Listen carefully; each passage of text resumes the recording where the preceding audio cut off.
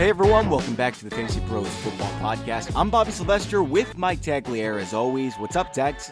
Oh man, it's good. It's Monday, and we are just over a week now from the start of training camps, and I'm excited, man. Like we're actually going to get some news, some things to talk about, some things that are going to change on depth charts, and I'm ready.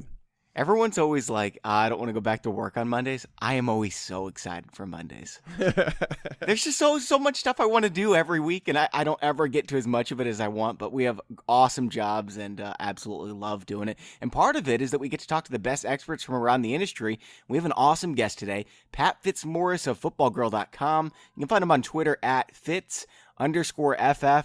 And Pat is always among the most accurate experts in the industry, so make sure to pay really close attention when Pat talks today. Pat, thanks for coming on the show.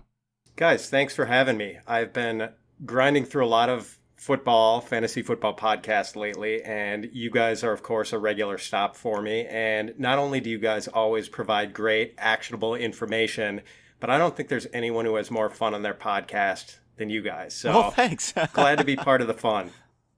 So, I've been trying to eat healthy for the combine, which is coming up in like 2 weeks, by the way. And frankly, I've been to the gym like 1/10 as much as I wanted to. But I've started at least eating healthier. And here's my question, because I think about this a lot. If you had the power to make any one single food healthy, what would you choose? Pat, I'll let you go first. I'm going to steal Tag's answer. It would be pizza. Yeah, for sure. For sure. This one's not even close. Okay, so like, you guys just don't eat pizza, or like? Oh, I know it's unhealthy, but I'm eating pizza regardless, so I'm not going to change that one. Or like, I guess if it was healthy, you could eat pizza every night. Yeah, I probably would if it was healthy. Close to every night, but yeah, I'm not skipping out on the pizza. I'm going Nutella, because like, as long as you don't butter your pizza, I think it's fairly healthy anyway. And Nutella's just so sugary, like I can't warrant eating that often. If it was healthy though, you could spread that bad boy on bagels, bread, carrots, broccoli. I mean, think of the possibility. You could make any nasty food taste good by just covering it with chocolate spread. Am I alone in this when I think Nutella is overrated? What? I do. I also think Chipotle is way overrated. Like, I've had Chipotle multiple times. Yeah, it is, because it's not Qdoba. I don't know what Qdoba is, but what? But Chipotle is overrated, and I know that's a hot take. Qdoba's like 3 times as good as Chipotle, but like same kind of thing. You know what I mean? Like fast burritos. I think our listeners have kind of gotten the grasp that Bobby lives in the middle of nowhere, so Qdoba, whatever that is, we don't know what that is, Bobby. And Bobby also has the metabolism of like a 13-year-old boy, because he's like in phenomenal shape. He doesn't have to worry about what he eats. Like me, I can't eat pizza more than like once a week on a normal, like not when I'm dieting, just like regular eating. If I eat it more than once a week, I'm going to gain like 5 pounds. Sorry, man. All right, so here's what we all have planned for you today. We're going to touch into players who the public is drafting a lot higher than the expert consensus recommends, then players who are the reverse. Expert consensus says you should take them above their average draft position. Now, we might all have varying opinions. We'll get into that. Now, before we jump into all that, I want to talk about Leesa Mattresses. And I'll let you all in behind the scenes a little bit. Like when you do a podcast and you get sponsors, sometimes they send samples so you can try them out, give honest testimony. And Leesa sent Tags and I one, which is a really nice sample. I mean, imagine hearing that you're getting a mattress, right? And I think they did it because they know they've got the best mattress. And I would not pull your guys' legs. I'm telling you, this thing literally changed my health. And I'm still pretty young, but like I play a lot of sports. I've always played a lot of sports. So I always have aches and pains, especially my back and hip the last few years. Now, I'm not kidding. After 1 week of this mattress, I woke up. No back pain, no hip pain ever again when I wake up. Now, I still get it when I play sports, but when I sleep on the mattress, it's like a fix-all. And I don't know how it works, but guys, I'm telling you, quality night's sleep helps you recover from distractions faster, prevents burnouts, make better decisions, improve your memory, and overall make fewer mistakes. It's not marketing, it's just science. To design a better mattress, Leesa leveraged 30-plus years of experience and hundreds of hours of testing to develop the perfect mattress for all body shapes and sleeping styles. Leesa's mission is to provide a better night's sleep for everybody. Their 1 through 10 program, they donate 1 mattress for every 10 they sell. That's more than 26,000 mattresses and counting. And Leesa strives to make the world better than they found it, but that doesn't stop with mattress donations. Together with the Arbor Day Foundation, Leesa plants 1 tree for every mattress they sell, and they're committed to planting 1 million trees by 2025.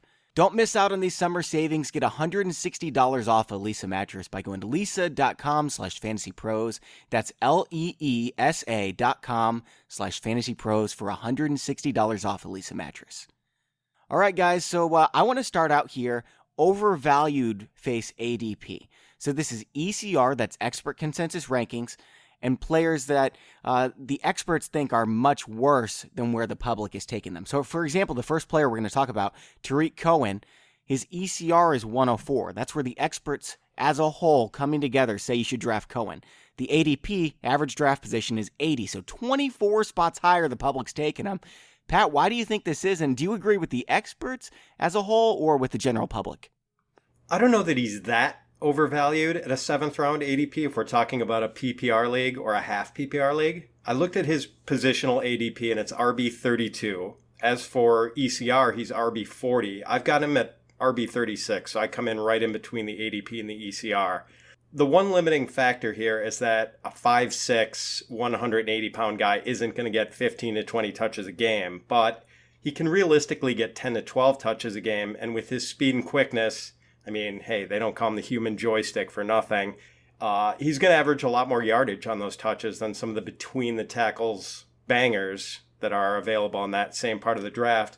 And he's probably going to get a handful of long touchdowns for you. So now he's got a head coach in Matt Nagy and an offensive coordinator in Mark Helfrich who are going to scheme for him. And I've joked in the past that handing Tariq Cohen to John Fox and his staff last year was like handing an iPhone to a bunch of cavemen. They just had no idea what to do with him. And Nagy and Helfrich are very much going to know what to do with him. So that's perfect. You know, I don't think he's grossly overrated at his current ADP. I agree. I've got him a little bit higher than you do, actually. I've got him at RB34. And, you know, I look at guys who are going around him like Chris Thompson. I'd rather have Tariq Cohen. There's upside there, and Chris Thompson, he's had like 4 good games last year, and they were awesome games, don't hear me wrong, but I don't think you can start him week to week unless it's PPR. I would tend to agree with Bobby on this one. I'm actually higher on Cohen as well. I have him at 33 right now, and I would think that he belongs in the conversation with someone like Tevin Coleman. I think that the usage should be somewhat similar. Coleman might get a few more carries, but I think Cohen's going to be involved more in the passing game, and the offense as a whole might have just as much upside. Tariq Cohen, I am concerned about the size and like how many carries they would actually give him, but when you look at his size compared to someone like Christian McCaffrey, I don't think it's like crazy to think that they should have similar workloads. I think that Tariq Cohen is actually a bit shifty, and if they're playing out of the shotgun a lot more, it's going to open up the playbook for them. So I think Tariq Cohen is someone that's like an interesting player where I think that right now, I think experts are viewing him at his floor. If its ECR is at 40, I think that's somewhat his floor, where his ceiling might be somewhere in the range of, you know, a guy like Chris Thompson last year. I don't think he's going to score touchdowns at that alarming rate, but Tariq Cohen, the ceiling is there, and I think it's bigger than some people want to admit. I think that you are a little bit off on Cohen's size because Christian McCaffrey is closer to Leonard Fournette size than he is Tariq Cohen size. Well, no. I'm talking about in terms of their body build, and it has nothing to do, like, you don't have to look at weights or anything like that. I'm talking about Christian McCaffrey's not a guy that's built to handle, 20 carries per game. Cohen's the same way. I think it's more like you could say Darren Sproles. I mean, if you want to do it that way. Sproles has gotten to the point where with the Saints, I think he got up to 8 to 10 carries per game, but he was really heavily utilized in the passing game. And Cohen, I mean, if he showed anything last year, it's that he can be a weapon in the passing game when you pass him the ball. Christian McCaffrey is also the strongest human alive. Well, actually, I don't know if you saw the Jerick McKinnon video. I think Jerick McKinnon might have passed him up, but Christian McCaffrey he's a horse, man. Yeah. Well, McCaffrey, I mean, he's quick and all that. I mean, I just don't ever think that he's the guy. And by the way, news came out this morning, I think we should drop that on the pod, is that a beat writer from Carolina is saying that they believe CJ Anderson is the starting running back and that he's going to immediately fill like the starting 1-2 down role, and that Christian McCaffrey isn't going to see much more carries because Norv Turner wants to run like this power scheme and CJ Anderson fits it. I never understood why people were jumping to say McCaffrey was going to get a big workload when Jonathan Stewart was fumbling last year. He wasn't particularly effective, and they still didn't give McCaffrey more carries. So I'm with the beat writer on this one. I think that CJ Anderson's been extremely undervalued. He's a very good running back, which is, it's kind of weird that you have to qualify that because there's a lot of pass catching running backs like McCaffrey. But I love both these guys and Cam Newton running. I don't know why they would ever pass the ball, Pat. Well, they've got some decent weapons there too, with DJ Moore now added to Greg Olsen, Devin Funches, McCaffrey out of the backfield. So, but, they definitely have the wherewithal to use the running game, and especially near the goal line where it might just be Cam taking it in. I mean, I like CJ Anderson with the potential running load there, and it's not a stretch at all to think he might be getting that Jonathan Stewart role from last year plus a little bit more. Mm-hmm. The only thing that concerns me is that, so often when they get inside the 5-yard line, it's Cam just running it in himself. So there might be a little bit of a touchdown ceiling there, but, I'm pretty high on CJ for this year. Somebody else like that, we just found out that the Titans are planning on starting Derrick Henry. At least that's what they're saying right now. What do you guys think about this? Tags, what do you think about Derrick Henry starting? Do you believe it? Do I believe it? If they're saying it, I don't know why they wouldn't, because the thing is we know who Dion Lewis is. I mean, they signed him as a free agent. They just spent $1 billion on Dion Lewis. What were they doing if they're not going to start him? That's a good question. I mean, I would argue that before they signed Dion Lewis, I wanted them to trade for Duke Johnson. I felt like they needed a player like that. And Dion Lewis is, I guess you could say, a similar type player. I don't know if he could hold up to the workload that some people wanted, that even myself thought he could have gotten. But Derrick Henry is obviously, when they say that, what it tells me is that Derrick Henry's not going away. Dion Lewis is not running away with this job. It's going to be, at best, it's going to be a timeshare for Dion Lewis. So, I think we just have to dial back expectations a little bit for Dion Lewis rather than raise them for Derrick Henry. Pat, I have 0 shares of Derrick Henry. Did I screw up? I have no shares either, Bobby, but I agree with Tags. I think both are going to be involved, and I have not had the two separated by more than about 3 or 4 or 5 spots in my running back rankings since I did the first set of rankings back in late January or early February or whenever it was. Yeah, it's going to be a timeshare, and I think people want to take Derrick Henry higher. That's why I think Dion is the better value. But agree. Yeah, just both of these guys are going to have a role. Neither one is going to run away with like workhorse duty. I think you're just aiming for whoever's the better draft value, and I think consistently that's been Dion. All right, guys, I'm going to get us back on track here. Sorry about taking us off the rails there. Jimmy Garoppolo, he's somebody else that is overvalued according to the experts. The public is taking him at 85. The experts are taking him at 107. I'm taking him even lower than that. Pat, where do you stand on Jimmy G? Well, so quarterback, it's just too deep this year to overreach for one. But let's say we're talking about a 2 QB league or a super flex league where you're starting 2 every week. So Jimmy's positional value is QB 9. I've got him at QB 12. The ECR is QB 13. Last year, the combination of accuracy and playmaking ability was pretty attractive. 67% completion rate, 8.7 yards per attempt.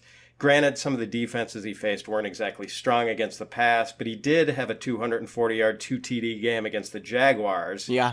And completed 70% of his passes in that game for 8 yards per attempt. I guess I'm not going to quibble too much with the ADP because I think he does have a chance to be special. But obviously, I think it's a mistake to get too far out over your skis in a 1 QB league for any quarterback. But as far as his ADP, I think it's in line with what I'm expecting. I think he's not quite one of those tier 1 quarterbacks, but I'd put him at the top of tier 2. Would you take him over somebody like Phillip Rivers, Matt Ryan, Alex Smith? I would. I've got him ranked ahead of all those 3. Okay. Tags, I know how you feel about Jimmy G, but why don't you tell our listeners really quick? My question to Pat would be, Phillip Rivers. My take on this is that Jimmy Garoppolo, so many people are expecting, him to take a step forward in his career, and that's fine. I think we saw glimpses of what could be a top-tier passer in the league, but the issue is that he doesn't run. He doesn't run at all. He's basically averaged like 1 or 2 rushing yards per game. He's not going to run the football. It's just not the quarterback that he is. So would you argue that he's going to be a better passer than Phillip Rivers, like statistically wise, in 2018? My issue with that is that the pass catchers are not built to be that. I think it's going to be a competent offense. I think he'll be fine, but without any rushing numbers to pay what people are paying for Jimmy Garoppolo instead of someone like Phillip Rivers, who, even if you want to say that they're close to equal, you're getting Phillip Rivers at the end of drafts, whereas Jimmy Garoppolo is requiring you to spend a top 10 quarterback pick and early ADP. So that's my question to you, is that do you really think he's going to be that much better of a passer than Phillip Rivers? I don't know about better, but I do think he's going to be more of a volume passer than Rivers will be, just because I think the team infrastructure is better around Rivers. Potentially an elite defense with the Chargers. Yeah. And he's got a true workhorse running back behind him. Now, I do like Jerick McKinnon behind Jimmy G, but I don't know if he has the build to be a guy who totes the ball, 200 plus times, 250, 260 times the way Melvin Gordon can for the Chargers. So I think the Niners are going to have to rely on Jimmy G a little more than the Chargers are going to have to rely on Rivers. There's not that much separation between the two in my rankings. They might be separated by about 5 spots. Yet I think that tier for me, there's just so little air between all the guys from, QB 7 all the way to QB 18. Really down there, I'm just kind of waiting on the values. Granted, Jimmy G is not going to be one of those values just because he is a sexy pick. Mm-hmm. Sexy guy and a sexy pick at this stage of the offseason. Somebody else who doesn't run tags is Tom Brady and Drew Brees, right? And so you can be this good. And I'm not going to put him in that category, though. With what we saw with Jimmy G, yeah, I'm not either. I'm saying he's got some serious upside. And I understand that. I understand getting excited, but there's a lot of guys with upside, and they're not being drafted in the top 10. So I'm not going to have any shares of Jimmy G. I like rooting for him because he's just a really fun football player, and he's turning the 49ers around. If the 49ers aren't good, I don't think that's good for football. I want to see the 49ers be good and be exciting, and I think Jimmy G can do that. So we'll see what happens this year. I'm not going to have any shares, though. The next guy I do have a lot of shares of is Jordan Reed. And I don't understand why ECR has him down at 105 when ADP has him at 83.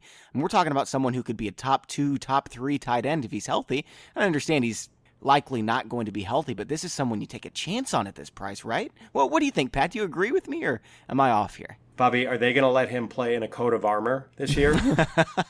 If not, count me out.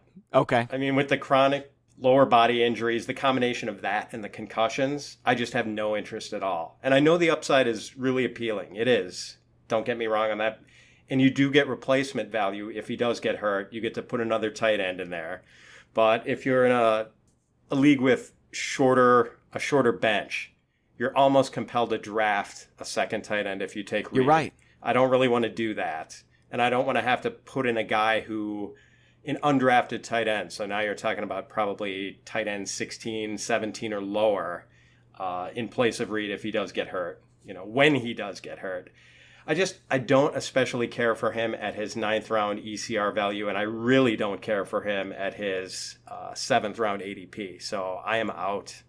Here's the way that I think about this is if there was a running back with as much upside as him that we figured, we can safely project an average, like if we were to simulate 20 seasons for Jordan Reed, I think that he would play 5 to 8 games in those 20 seasons on average, right? And so if we were able to find a backup running back who, we're talking about someone who's a top 5 running back and he's going to play 5 to 8 games, I think we would take him well ahead of the top 100. Yeah, it's wasting a roster spot if he's going to be on the bench a lot of the time, but the upside is it's magnificent. His VBD in those games is going to be like +6 in every game that he plays. I don't think you can find +30 VBD in the, 7th, 8th round very often. Tags, what do you think? I'm actually with Bobby on this one. I actually think the public's got this one right. And this one was shocking, actually. I expected experts to be higher than the public because usually when you have an often injured player, the public sours on them a lot faster than the experts do because the experts know the talent is still there. So in my early projections, I had Jordan Reed down. I only projected him for 14 games, and he still came in as the number 4 tight end in points. Not a points per game, like overall points. So I'm obviously I am very optimistic about Jordan Reed. And the reason that I was, anti-Reed last year was I said pass catchers that have a foot injury, like a Sammy Watkins, like a Des Bryant, those guys and Jordan Reed, you don't take them the next year because they're still coming back from the foot injury. There's a mental block there. It's a whole psychological thing they have to get over. And they have the entire offseason to kind of clear their head, go to a psychologist, whatever they have to do to get right. everything we've heard about Jordan Reed thus far has been positive reports. He has a quarterback that has produced a top 10 tight end in each of the last 7 seasons where he's played the entire year. And so that's going back to Vernon Davis. It's going with Travis Kelce. Obviously, those were really good tight ends, but so is Jordan Reed. With the weapons they have there, he's going to have mismatches against linebackers more often than not. And I think people have kind of forgotten about Jordan Reed, where it's not like a guy that you game plan your defense around, where it's like, he's going to see, again, those linebackers in coverage. He might see some nickel cornerbacks.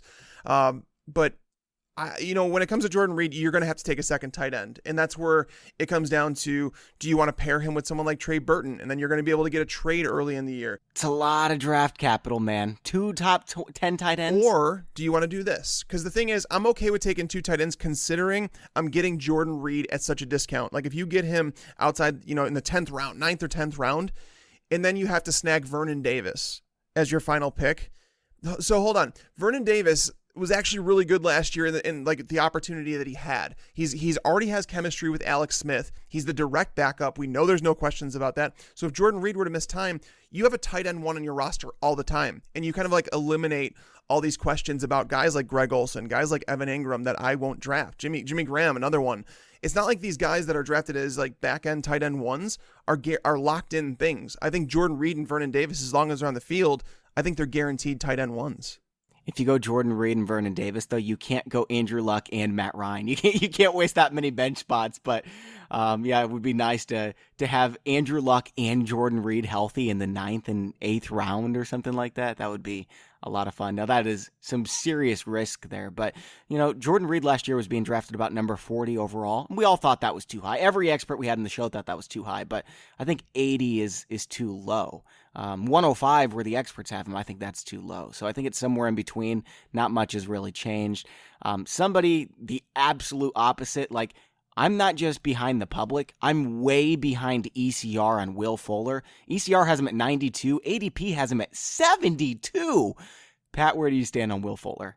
Oh, man. Yeah, this seems like a case of spillover enthusiasm for Deshaun Watson. And we know so many people are just gaga over Deshaun. Fuller had 7 touchdowns in the 4 games he played with Watson last year. Fuller is just this incredibly fast guy. He's a guy who's absolutely jet propelled. So that's exciting. But I think with Fuller, you're going to get some big weeks and then some lean weeks. And his positional ADP is wide receiver 27, which makes him a wide receiver 3. And that means he's a guy you're basically going to be putting in your starting lineups most weeks, since most leagues are 3 receivers or 2 in a flex. And I think that's just a little too rosy for a guy who isn't going to give you that smooth of a baseline week to week with his production. So truth be told, I'd rather have a guy like Pierre Garçon as my wide receiver 3, just kind of the tortoise to Will Fuller's hair. Slow and steady wins the race, giving you solid production week after week instead of these spike weeks punctuated by some real lean weeks. And there's a lot of the lean weeks, yeah. Yeah, he's playing with DeAndre Hopkins, so there bound to be some lean weeks. Man, Will Fuller is a stick. I mean, have you seen this guy's metrics? He's 6 foot, 170 pounds. I'm like 4 inches shorter than that, and I weigh more, and I'm not heavy at all. Like I'm in really good shape. Will Fuller is tiny, man. Mm-hmm. Wow. Tags, what do you think about Will Fuller? Bad. Yeah, no. yes. So I actually, you could record this. You could do whatever, put it in whatever clip you want. I think Kiki QT is a better wide receiver than Will Fuller. Whoa. QT is actually making his way into the starting lineup. He's going to be the starting slot receiver. I'm not saying that he's going to outperform him because he's the rookie. He's going to take some time. I'm not saying that, but I'm talking about as a wide receiver. I'm just not a huge Will Fuller guy. I think he's fine, but here's the fact: there was no team in the NFL last year that had 2 wide receivers with more than 107 targets. It did not happen. No team in the NFL. Like, think about that. But people are drafting DeAndre Hopkins as the number 2 receiver and Will Fuller is the number 27. How do you think that these two are going to fit in there? Like, I'm confused on this one as a whole. Well, Will Fuller's going to score 40 touchdowns, don't you know, Tags? Yeah, well, if Deshaun Watson's going to throw 50 touchdowns, I guess it's possible. Did we forget how bad Houston's defense was last year? Like the fact that they were like legitimately the defense you targeted in all DFS matchups, the defense that forced the offense to throw so much, why we saw so many targets go to DeAndre Hopkins. Like when Deshaun Watson started, they threw the ball a lot more than they wanted to in those games. That's what I believe under Bill O'Brien. Now, their offensive line, is it going to allow them to run the ball? I don't know. But I am not kidding when I say I would rather have Devontae Parker or Kenny Stills over Will Fuller. I think that they're going to be more consistent fantasy players. Me too. I don't think that's a hot take. I think that the QT thing is a hot take. And Tags is trying to steal the hot take title this year. So you all take notice. I have a really important question here before we move on to the next guy, okay? I've been thinking about this because when Will Fuller's name came up, I thought, he's really fast. What if he played running back? What would he do? And then that's why I saw the 170 pounds, and I thought, no chance at all. Like, that's Javid Best, if you remember him. If you had to take one wide receiver to be your running back, and you can't use Tavon Austin because he's a running back, okay? If you had to take one wide receiver to be your running back, Tags, who would you take?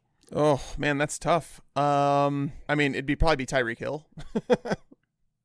Tyreek Hill, isn't he like 20 pounds? He is, but he's shifty, man. Yeah, that would be fun. They give him the handoffs, and he does well with them. So, the wide receivers, they're just too tall, and like it's just a weird. It's too big of a tackling area, and they're not built big enough to break a whole bunch of tackles. Maybe like a Des Bryant, I don't think is fast enough. That's the thing. I'm taking Golden Tate. Golden Tate's 5'10", 200 pounds. He's built like a rock. He great yards after catch. He's really shifty. Pat, who would you go with? That is a great call. Golden Tate, if I had more time to think of it, that might have been the name I'd spit out. Off the top of my head, the one guy who I always see him and he does not look like a wide receiver to me is James Washington. Oh, yeah. Oh, yeah. I've always thought he looked like a running back playing wide receiver. So the number didn't help either, though. And James Washington is Golden Tate all over again, so that makes a lot of sense. That was Carlos Henderson. But no. So the number didn't help for James Washington, though, because he was 28, right? Oh, that's right. It's a running back number, and sometimes our brain just does that. But seriously, he does. He's built like a running back.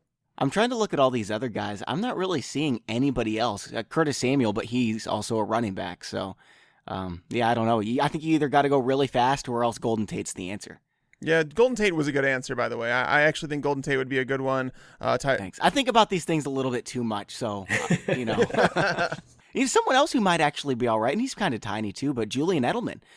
That's the next guy on our list too. ECR's drafting him at 98, so the experts are a lot lower.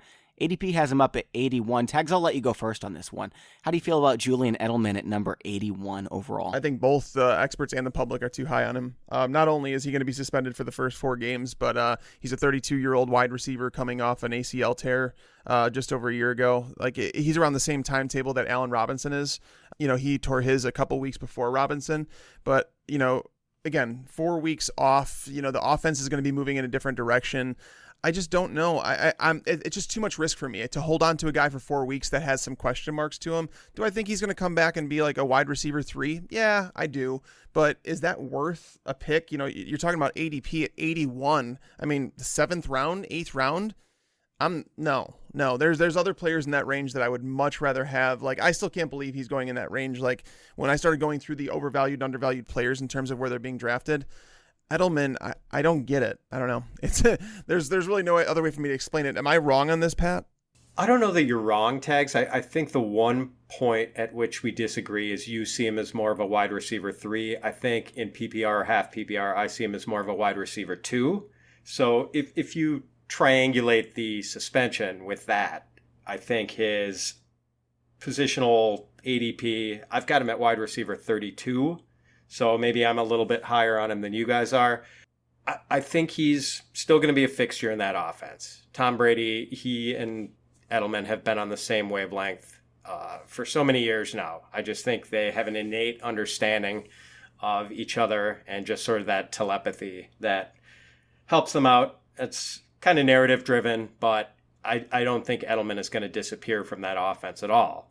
And yeah, you have to bite the bullet on those 4 games. But once he gets back, I do think you've got a startable guy every week. So I'm not reaching for him, but if that suspension brings a discount, I'm not averse to taking it. And in the drafts I've done since the suspension, I've been close to pulling the trigger on him a couple times, but he didn't quite last into the sweet spot where I think he should be. But I've been pretty close. So the one stat I want to throw out there is that in his age 30 season, so this is before he tore his ACL, age 30, he finishes the wide receiver 22 despite playing all 16 games. So he's 2 years older, coming off an ACL. It's just, I don't think Brady's going to pass as much this year either. Exactly. I think the Patriots offense in general is going to move in a different direction. I really do think that this team is starting to enter a shift, and I think that the drafting of Sony Michel actually signifies that.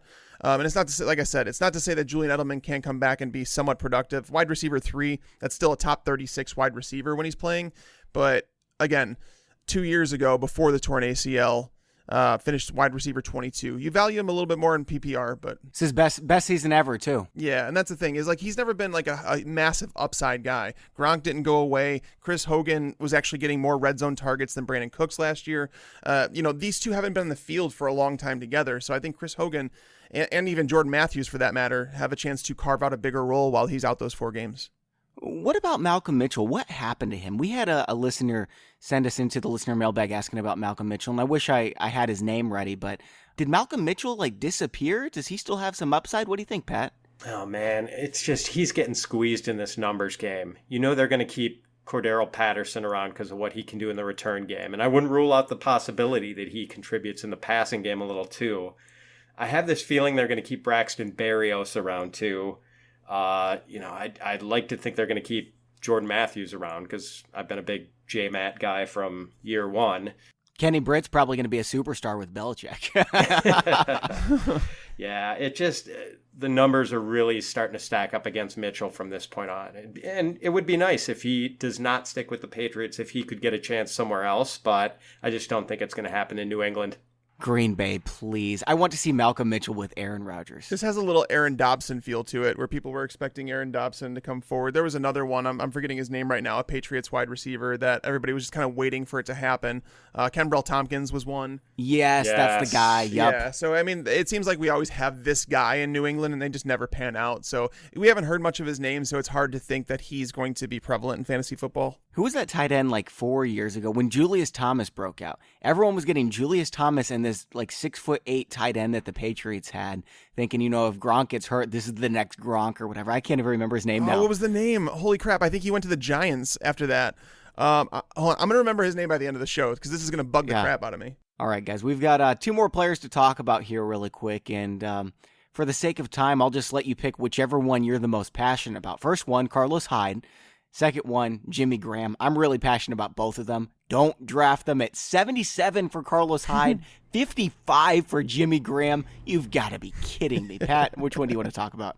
I'll take Hyde, I guess, since I'm sort of conflicted on Jimmy Graham. But actually, I'm not conflicted at 55. That's too high. But Hyde, I'm not conflicted at all. I mean, he's got an early round, well, not early round, but maybe early mid-round ADP at 77 overall, which is early 7th for a guy who could be completely marginalized by Nick Chubb and might not have any sort of role. And the 7th round is just way too early for a guy you might have to actually waive at some point. So I'm totally out on Hyde. Yeah, best case scenario, he splits the backfield with Nick Chubb and Duke Johnson, right? Oh, yeah. I mean, Duke's going to have his role for sure, and then it's just a matter of early down work being split between Hyde and Chubb, and how does that split work out? Yeah. Chubb was terrific. When he was a freshman at Georgia, I mean, he was, I think, like a Leonard Fournette level talent. And I think he's lost a little bit of his explosiveness with the injury he had in his sophomore year, but I mean, he is still, if he gets some of that explosiveness back, look out, because he is an incredible talent. Georgia keeps churning out all these players. Todd Gurley, Leonard Fournette. Sorry, Georgia fans and LSU people. But Nick Chubb and Sony Michel, they've just got so many good running backs. Yeah. I mean, I remember his freshman year game. I think it was against Missouri. In fact, I know it was against Missouri because I have a lot of friends who are Missouri fans. And what Chubb did to them his freshman year was just, oh my God, it was almost cruel. It's like, remember those Arkansas running backs that one year? I think it was 2007. They had Darren McFadden, Felix Jones, and one other guy too. I don't remember who it was, but they were just absolutely loaded. It's weird how these things happen. Yeah, man. I'm a UW-Madison graduate, so Wisconsin has had some pretty good backs over the years too. Yeah. And Oh, yeah. one year I think we were stacked up with like Melvin Gordon, Monty Ball, and James White. So Monty Ball could have been so good. It's a shame. It's a shame. He could have been awesome. All right, Tags, what do you think about, you want to talk about Jimmy Graham or say anything about Carlos Hyde? No, I'm with you guys in this one. You guys are pretty much spot on. I think Jimmy Graham's being overdrafted. The more I think about Jimmy Graham, because I actually had him as my like number 5 or number 6 tight end when I did my first set of rankings, and the more I've thought about it, the more I've gone through everything, the more I'm like, I'm not feeling it. Like, it just feels like Martellus Bennett 2.0, and you could argue that Jimmy Graham is actually in worse physical shape than Martellus Bennett was at the start of last year. Again, Jimmy Graham is the go up and get it type of wide receiver, and we've never really seen Aaron Rodgers with that type of guy, where it's like that's just not the game that he plays. And so many people wanted to tell me last year that Martellus Bennett, he's different. They're going to change their offense because of him. And then I was like, well, they did go out and sign him as a free agent. Maybe I need to reevaluate this and think about it a little bit more. But then the more you saw it, the more you just seen that them two just didn't connect because they didn't have that chemistry together. So Jimmy Graham, he struggles to get separation now. He just doesn't. He's played with 2 elite quarterbacks before with Drew Brees, Russell Wilson. So going to Rodgers is not like it's a massive upgrade or anything. So yeah, Jimmy Graham just way too pricey for my taste. They're drafting him over Greg Olsen? What? His ADP is tight end 4. Wow. I didn't realize he was going that high. People, this is nuts. He didn't have over 70 receiving yards in a single game last year. Yeah, no, well, that's the thing. Not 72 yards, right? I think that was the cap. But yeah, I'm kind of out on that. But by the way, Scott Chandler was the tight end's name. There you go. Oh, yes. No, Scott Chandler's not who I was thinking. No? Tim Wright was the only other one. Tim Wright was the somebody only else, one. man. Yeah. I don't know. It was like an undrafted free agent who was lighting up training camp or something. I don't remember his name, but it wasn't Scott Chandler. I mean, Scott Chandler, I guess, was another guy. But yeah. Anyway, we're going to move on over to the opposite end here. But first, I want to talk about the other sponsor of today's show, yourrules.com. And I'm assuming if you're listening to this podcast, you're a big-time fantasy football fan, so you're getting pretty amped up for your draft. But before you go fork over your cash to that same website, I need to tell you about the hottest new fantasy sports platform, yourrules.com. I'm switching a few of my leagues over to Your Rules to take advantage of some key features that other sites aren't offering. And listen to this. They have some really cool ideas. YourRules.com offers total league customization. For instance, you can get points for pass interference yards. So like, when your guy gets mugged, he's about to catch a 50-yard touchdown and he just gets mugged. You get some points for that. You can do in-game substitutions. So if your guy gets hurt, you're not just missing out on the 15 touches you were expecting from Le'Veon Bell over the second half. You can replace him with a backup running back, whoever it's going to be. Like imagine if you had D'Angelo Williams back in the day. You can do stuff like that on yourrules.com. And to learn more about in-game substitutions, points for pass interference, and the unique ability to handle injuries, head over to yourrules.com and register for the 2018 NFL season. Change your game today at www.yourrules.com. That's YOURULZ.com.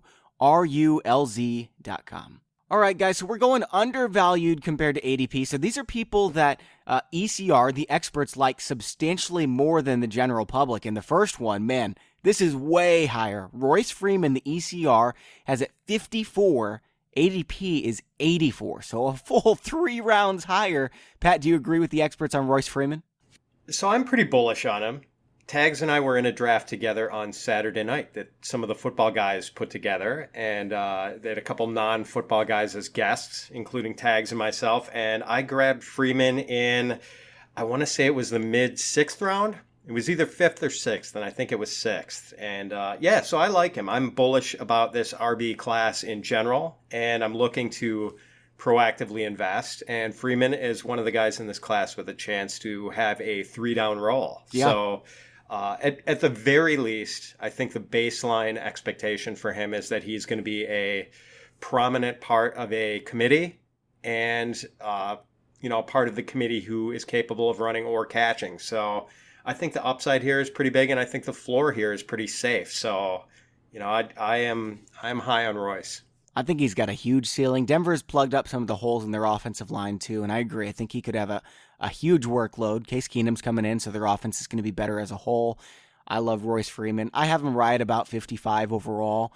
So yeah, I've got some shares. Tags, where do you have him? Yeah, I'm a big fan of Freeman. I've said it on this show before, is that everything that we kind of add up, if you go through like the whole entire process of Devontae Booker and what the Broncos have done in terms of like his playing time and drafting Freeman where they did. I've read articles now on the Broncos front office talking about we haven't had a workhorse like Freeman. We haven't someone come in to carry that lion's share work. And I think when you say that about a running back who's just come in, hasn't even earned his stripes yet, it says a lot about how they feel about the running back. And by selecting him, they took him at the top of the third round, and this is a Broncos team that has a lot of holes to fill. They have some veteran guys leaving the team. The wide receiver position, obviously Demarius and Emmanuel Sanders seem like they're going to be gone after this year, so they felt like they needed to rebuild their team, and I think that they did that in a lot of ways with their skill position players. But Royce Freeman, a guy we've talked about on here, that he reminds me of Jordan Howard. He's kind of like that type of running back. His vision is really good. He may not have elite measurables or anything, but when you watch him on film, he knows how to follow a hole. And this is a Broncos offensive line that underperformed last year. So if they can get their stuff together, more continuity in year two with Ron Leary there, with Garrett Bowles, meshing together a little bit more, I really do think that Freeman could be somewhat of a breakout candidate, though I don't think he's going to be involved too much in the passing game. So I have him right now right around that 20 to 22 RB 20 to 22, so a low-end RB2 for fantasy. He's a huge dude, too. I think he's going to get the goal line carries for sure, and there's going to be several of them. So I think, 7, 8, 9 touchdowns is a possibility. With all those carries, it's a good combination. So I like Royce Freeman. Somebody else that I do like is C.J. Anderson. ECR has him up at 88. Pat, how high would you take him? We talked about him a little bit earlier. So yeah, we talked about him before, and as I mentioned, my only reservation with him is that I think he might have limited touchdown upside just because I think Cam is probably going to poach him around the goal line.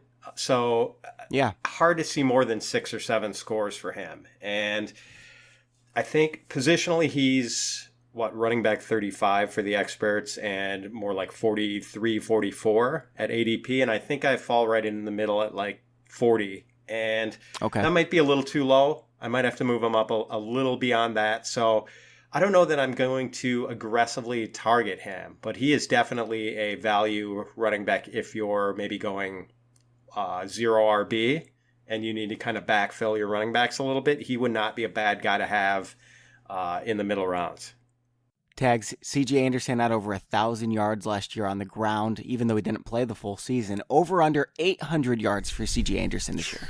That's actually a really good number. I have him down for right around the 175 to 185 carry mark, which would put him right around 720 to 800 yards. So I think he's right in that. I'll go under just because I have my concerns about the offensive line in Carolina. They have some serious questions after losing Andrew Norwell in free agency. Yes. There's just their offensive line doesn't have any superstars on it. So, but the thing is, they're gonna have to pass a ton too because their defense sucks. They're gonna be playing from behind. Their defense has kind of gone downhill a little bit too. But they're Norv Turner talking about the whole power scheme and all that stuff, and using C.J. Anderson. I think he's going to be utilized more than people think. However, I can't value him too high. I think that in standard leagues, he's going to be a perfectly fine RB3 flex player. Like every week, just put him in your lineup as that. But in PPR is where he's really going to struggle because I would be shocked if he caught more than 8 passes this year. Like that's just where it is. So I think then you're going to have in PPR leagues, you kind of have to pick your spots. So RB3 flex and standard, I think he's more of like that RB4 in PPR. Remember when he was drafted in the top 10 overall? I do. That was so funny. I was on board. Like who wasn't? I don't know anybody who wasn't, but he was awesome going into that season. And I don't really have any shares of C.J. Anderson just because it seems like every year, the general public undervalues rookies. So I just keep getting all these rookies to fill up my running backs in rounds, 5, 6, 7. And then after that, I want to wait for running backs until we get to the really high upside guys. Guys like C.J. Anderson just don't really excite me, so I'm not using a roster spot on them. Now, somebody like Jamaal Williams, I don't know what to do with him. And ECR likes him. He's at 86 overall compared to 101 for ADP. Pat, what do you think about Jamaal Williams? Is he going to hang on to this job long term, or is it just going to be a split backfield as soon as Jones comes back? The Packers running back situation just seems ticketed for a committee. I don't know if there's any way around that, and Jamaal is certainly going to have a prominent place in that. Whether he's the goal line back or not, it's probably... I'd say he's the favorite to be, which is going to help a lot because the Packers should be a team that gets to the red zone quite a bit. And Jamaal's going to have a chance to punch in some touchdowns. I really do, though, believe Aaron Jones is the most talented guy in this backfield. I just don't know how far the suspension sets him back, how deep that gets him into the doghouse with the team. And it's hard to tell what sort of role Ty Montgomery is going to have, but I think he's probably the favorite for third down work. So really tricky, and it's hard for me to put any of these guys into my top 30. I think before the suspension, I did have Aaron Jones just barely in the top 30, but now for me, Jamaal Williams is the highest ranked of these guys positionally, running back 33. So I'm interested, but I'm not going to aggressively go after any of the Packers running backs. 100% agree. And it's really funny how things change in like 6-7 weeks, because back then I was saying draft all 3 Packers running backs because one of these guys is going to be awesome. And now I want none of them. I'm not interested at that ECR of 86, even the ADP of 101.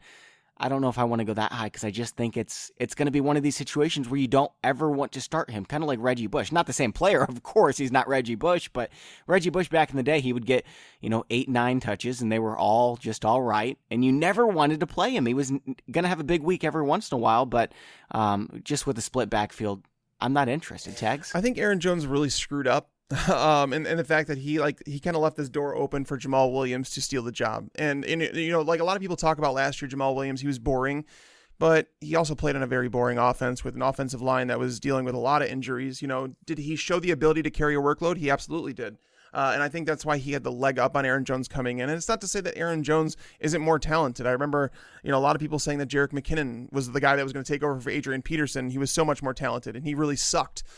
He was not good on first and second down. He's still not very good in first and second down.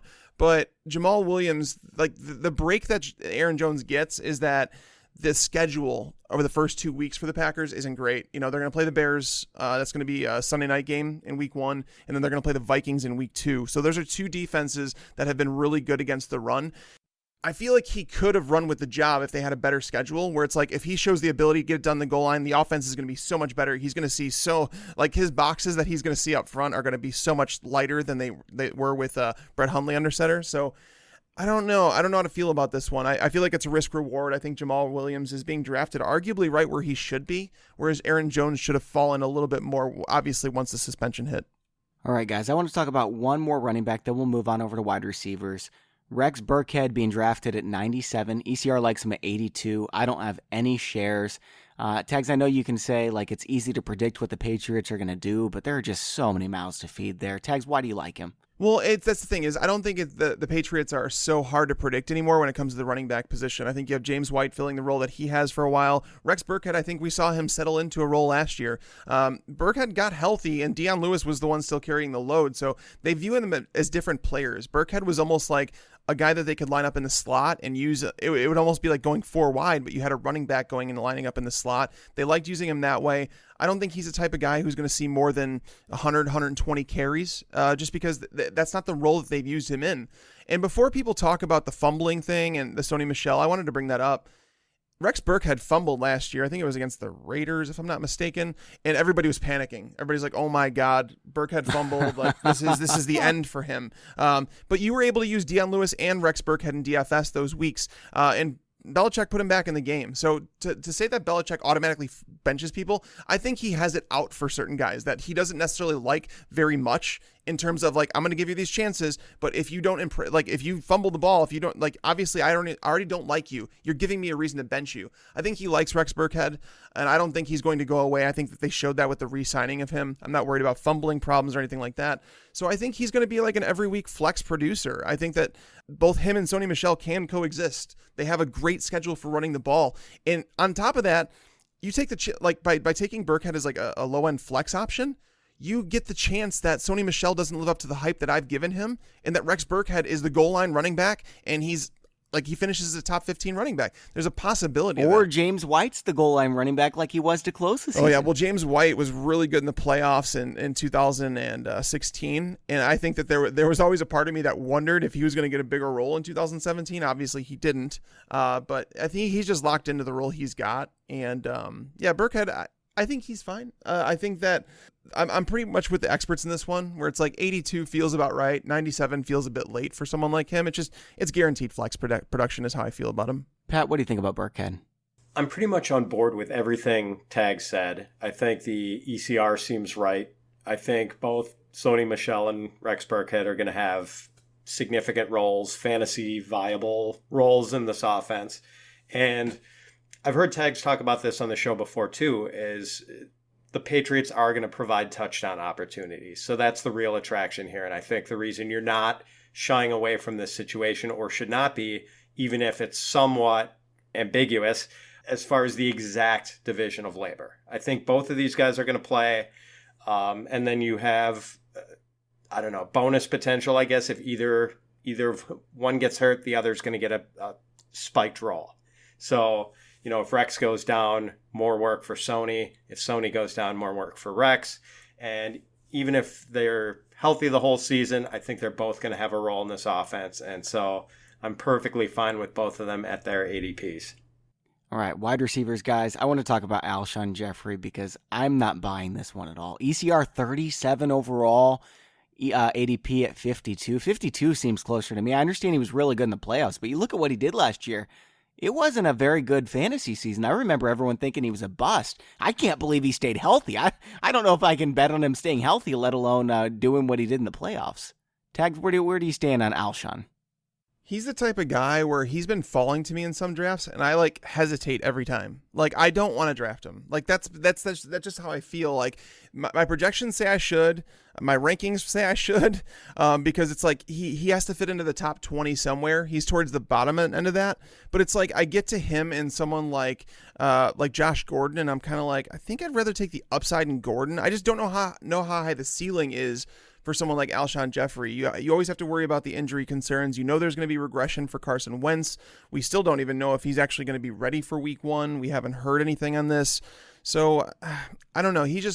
Maybe Pat could help me out on this one, because he's one of those players. There's a few players in all the time where I get to them in a draft and it says I'm supposed to take him according to my stuff, but I'm I really don't feel great about taking him. Yeah. ECR 37 seems a bit high, but I think I've got him at 40th overall. So I don't think it's too crazy. For my money, he still probably has the best set of hands in the league. And he goes at a point in the drafts, usually about the 4th round, where I like the available wide receiver talent more than I like the available running back talent. And I've kind of gone with a wide receiver heavy build with a lot of my teams, if I have a top 8 pick, I'm usually coming away with a running back in the 1st round, but then I'm going wide receiver heavy just because I like that second tier of wideouts more than I like the second tier of running backs. And I think Alshon is kind of on the back end of that second tier of wide receivers for me. So yeah, I'm kind of on board with him at around the late 30s, early 40s. Mm-hmm. And as my second or third receiver, I'm pretty happy with that. Just a reminder to everyone listening, he only had 57 receptions for 789 yards last year. That's not great. No, Bobby. Actually, the stat that I had on him, there were 211 wide receivers who saw at least one target in 2017. 211. He finished 168th in catch rate. He caught just 47% of his passes last year. That was weird, ridiculously low for someone. There was only one player with more than 60 targets who finished with a lower catch rate, and that was Zay Jones. We obviously know that didn't end well. Yeah. But 9 touchdowns, that's what saved him last season. He had parts of the season where he Aqib Talib, he scored a touchdown on him. He had a few games where it was wow. He performed so much more than I thought he would have in those games. But overall, I never feel great about drafting Alshon Jeffrey, and I just still don't. I don't know why. I'm not trying to be a jerk here by bringing something random up, but seriously, since week 7, Keelan Cole had over 700 receiving yards. He was right behind Alshon Jeffrey just from week 7 on. Keelan Cole, who's being drafted 55th. So I don't know. I mean, I know Alshon catches touchdowns and stuff, but I'm not doing that. He played. Yeah, that's the thing is he played all 16 games too, right? So I mean, Alshon. He played all the games, so to finish with under 800 yards. Yeah, which is, I don't know if that's ever going to happen again, because he is the king of soft tissue injuries.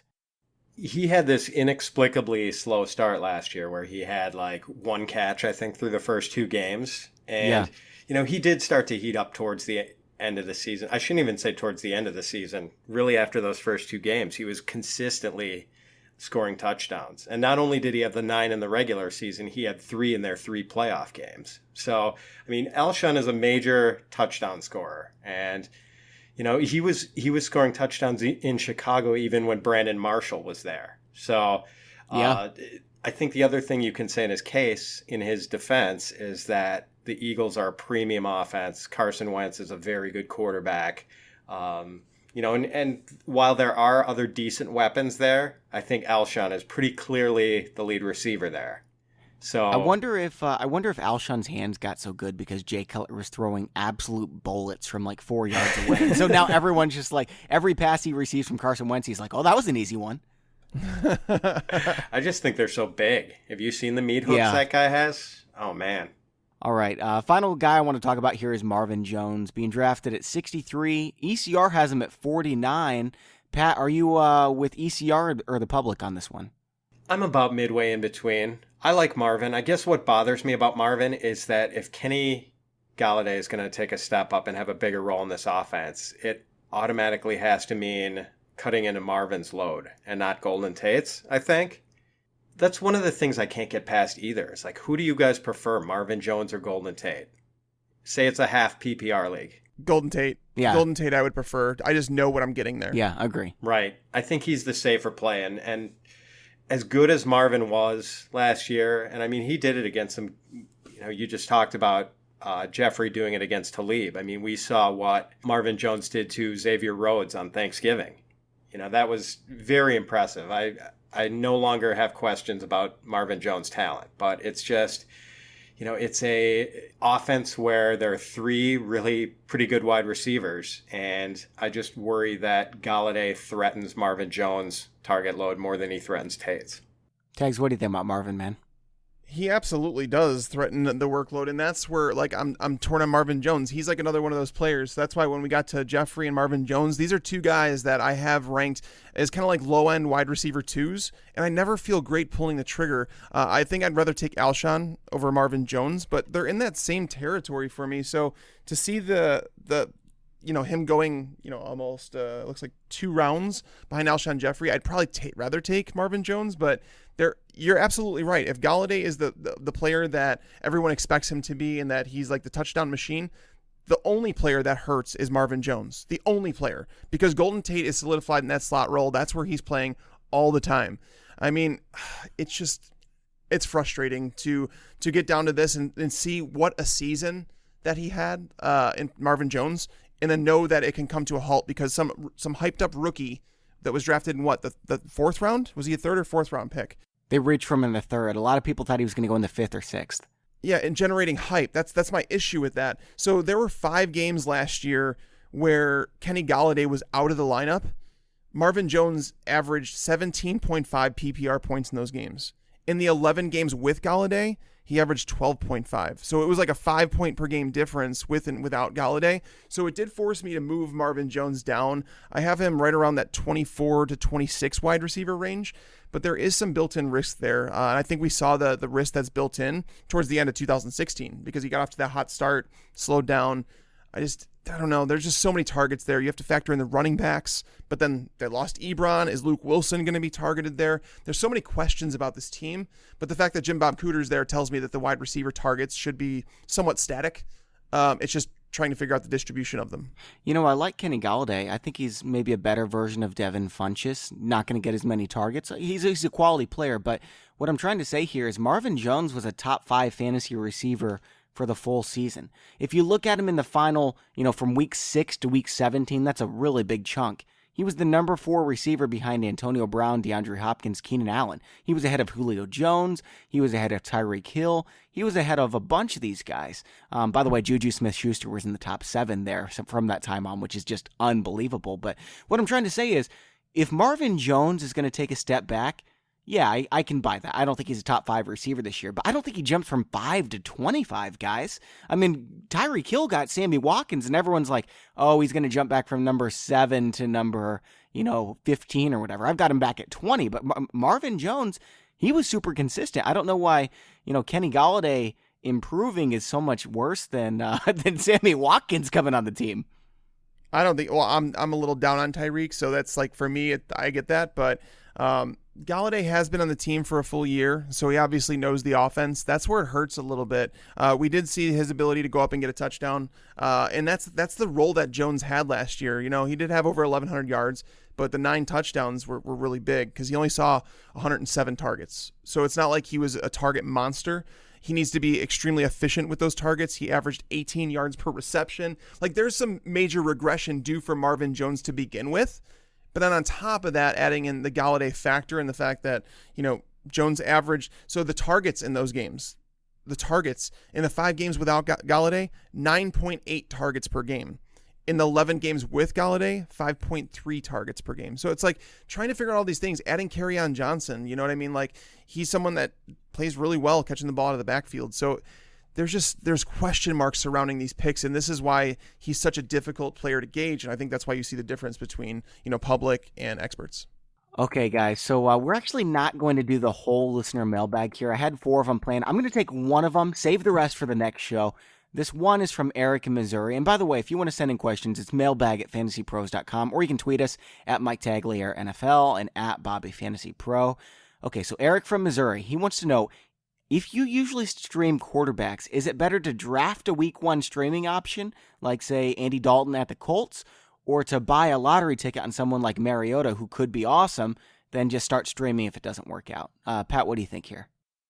Well, I just think it's an entirely different investment level between those two guys. I don't know that Mariota is going to have like a streaming price in drafts, whereas Dalton certainly will have a streaming price. If you're going to stream, Dalton is a very good target because he's got a playable week 1 matchup and you can get him at the very end of your draft. So it's almost sort of a foreign situation to me just because most of the leagues I play in have deep drafts. So streaming quarterbacks just isn't an option. But the Dalton strategy seems pretty sound. It just seems to me that if you're going to get Mariota, you're going to have to take him at sort of a non-streaming point in the draft, like, I don't know, 9th round. That seems a little early for a streaming QB. Tags, what do you think here? By the way, I've done my week 1 rankings. I've got Dalton as a top 10 quarterback for week 1 against the Colts. Nice. Yeah. So Mariota was following, I think he's being drafted as the 18th quarterback off the board right now. So in a lot of leagues, he's like one of the last quarterbacks that's drafted. Now, I would rather take Mariota considering he has a good week 1 matchup as well. So, I mean, if you're taking someone like that, I would rather go with Mariota just because he's playing the Dolphins week 1. Andy Dalton is playing the Bengals. That's a phenomenal matchup. It's indoors on the road. AJ Green has always done well on the road, so I would expect AJ Green to go bananas in that week 1 game against the Colts. They don't have a cornerback to cover him. But the thing is, so I think this question would serve better with someone like Patrick Mahomes. And the reason I say that is because I would rather draft Andy Dalton because obviously the price is different. With Mahomes, you're going to pay that, that 8 through 10 round draft pick. He plays the Chargers in week 1. So that's not good. I don't know how else to explain this, is that you can't start him. You're going to have to draft a streamer if you draft Mahomes as your starter.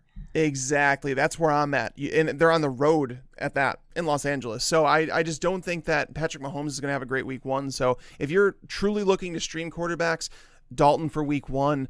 But that's the thing is, like, you can't go half foot in with streaming. It's like you have to say, I'm either streaming or I'm going to do the 2 quarterback approach where you take someone like a safe option like Matt Ryan or Phillip Rivers, and then you pair them with someone like Mitch Trubisky and say, you know what, I'll try and take the upside here. But if you're saying that I'm going to stream quarterbacks, Andy Dalton's the week 1 target. Yep.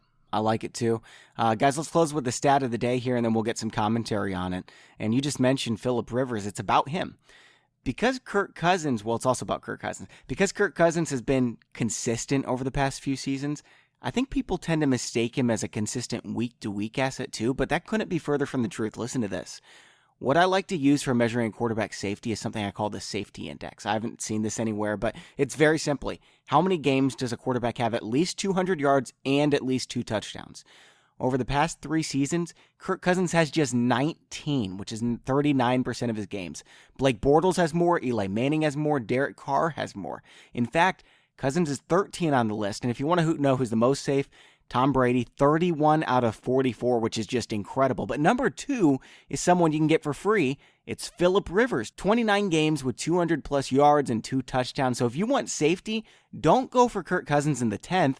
Wait until the 14th for Phillip Rivers. I dig Rivers, man. I think he's one of those quarterbacks that you can draft. I like the stat.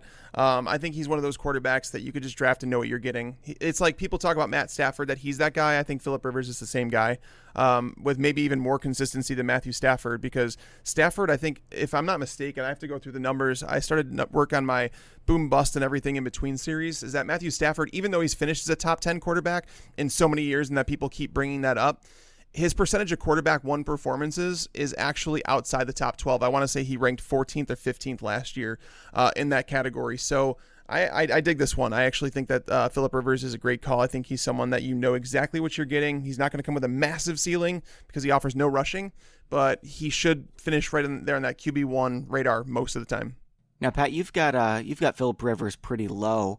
How would you feel about getting someone like him or Big Ben, or who are you targeting in the late round if you need a quarterback? Well, I am kind of content to wait and have that sorted out for me. Bobby, I mentioned that draft that Tags and I did, and you are going to love this because I know you like this guy. I got Andrew Luck in the 11th round of a 12-team draft. So I think I got him at pick 125 overall. You were going to win. It just seems crazy to me that he went that late, so I'm sort of content to let the room sort it out for me. But I do like Stafford just because, we talked about the situation with Jones and Galladay and Tate and how confusing things might be for Jones and how to peg him. I just want to leverage that whole situation and get Stafford and, take advantage of the overall strength of those three receivers. Yeah. And people just seem bored with him, that he's outside the top 10 in ADP this year when he's consistently finished inside the top 12 in ADP. So I like him. And, I think I mentioned earlier just that there's so little space for me between like QB7 and QB18. And Rivers sort of falls into that. And it's not that I'm down on him, but I do think that the fact that the Charger defense looks so good this year I don't think he's going to have career high numbers this year just because I don't think it sets up well for him to do that. I think it could be him going a little bit in the direction that Drew Brees went last year, throwing a little bit less just because the Chargers hold more leads and the defense really sets them up to run the ball more. So not down on him, and I think he's still going to be really consistent, but I'm just not expecting like a banner statistical year from Rivers. So I went back and looked at my best ball teams, and I did 19 drafts before the Jameis Winston suspension news came out, and I had Winston in 15 of those. So I was taking him everywhere. But since then, it's been Andrew Luck, because here's the worst case scenario: he gets hurt, and then you just use Alex Smith. Like, who cares? Yep, I got Andrew Luck as the 16th quarterback in the Scott Fish Bowl. So I was really ecstatic about that. I got him and Rodgers in the Scott Fish Bowl, so it's big time upside there, but It could be ugly. Yeah, for sure. No, and that's the thing. I think the Rivers call was good, and the fact that's why I don't think he has the upside. And by the way, I have Rivers ranked 15th, so I'm not particularly high on Rivers or anything like that. I just think he's a really, really safe quarterback. Him and Stafford are legitimately right next to each other in my rankings. But Rivers' defense was really good last year as well. The Chargers' defense was really good. So, I mean, the loss of Hunter Henry, that doesn't help, but Mike Williams hopefully could step up. I think there's some changes there. So again, I think I put them two in the same category. I think Jimmy Garoppolo belongs in that same tier. So yeah, it just all comes down to how you want to draft your team and what you're looking for. Right, guys. Well, that's all for today's show. Pat, we really appreciate you coming on as always. Thanks, guys. It was a blast. And thanks to the sponsors of today's show, Leesa Mattresses. If you go to leesa.com, that's LEESA.com/fantasypros, get $160 off a Leesa mattress order. And thanks to yourrules.com, where you can get points for penalty yardage, all kinds of cool customizable scoring. So check that out. For Mike Tagliere, I'm Bobby Sylvester. Thanks for listening, and enjoy your football. I just wanted you to watch me dissolve.